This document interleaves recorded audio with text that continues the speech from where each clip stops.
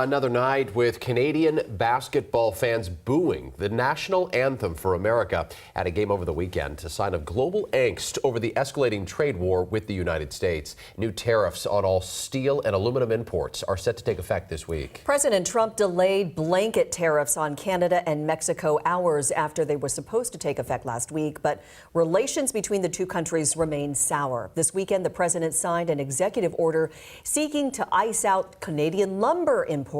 He also threatened a 25% tariff on dairy products, which he said would be payback for their tax on American dairy. NBC's Jay Gray is live from Ontario, Canada this morning, where the impacts of these tariff threats are being felt locally in stores in Canada. Jay, how is this trade war factoring into politics in Canada? We just heard from the newly elected Prime Minister about what he thinks about all this.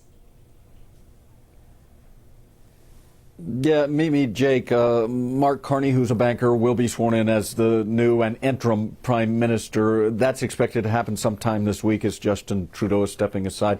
And it's really framing what's going to be a very important and many say a very close and contentious federal race.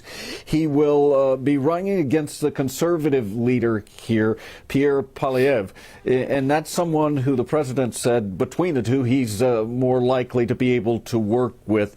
It's something. We were at the convention last night as the Liberals elected Carney. I can tell you that there was more talk there about the U.S., about the White House, and about the tariffs and the speculation by President Trump that Canada could become the 51st state. Then there was talk about Canada or the election. So they are very fired up about everything that's going on here and very resilient, very determined to make sure not only the U.S. but the world knows that they are going to remain independent and that they are going to push back. We've seen these, tariffs before. That just feels different this time. And some of the Canadians that I've spoken with, too, they're just angry. There's some just real angst about what's happening. You spent some time there in Canada, obviously, recently today. For lack of a better term, what's the vibe there right now in Canada on this new trade war? Jake, I think you nailed it exactly. There are people who are angry here, and that's a growing number. But there's also frustration over just the back and forth. One day, a certain group of tariffs are on. Then there's a delay for a month. And now new tariffs are possibly going to be announced. And it's just the unknowing. And it's also, and you get this a lot from the Canadians, they feel like they've almost been ambushed, that a best friend has suddenly turned their back on them. They talk about the relationship between the U.S. and how it's been so close for so many decades.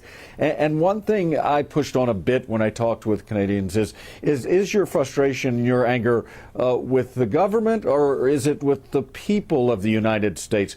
Most will tell you that they still have friends, they still have family across the border, but they are very concerned about the way the government is behaving right now. Yeah, stocks just dropping 500 points at the opening bell here in the U.S. on Wall Street this morning. So a lot to play out on both sides. Jay Gray live in Ottawa this morning. Thanks, Jay.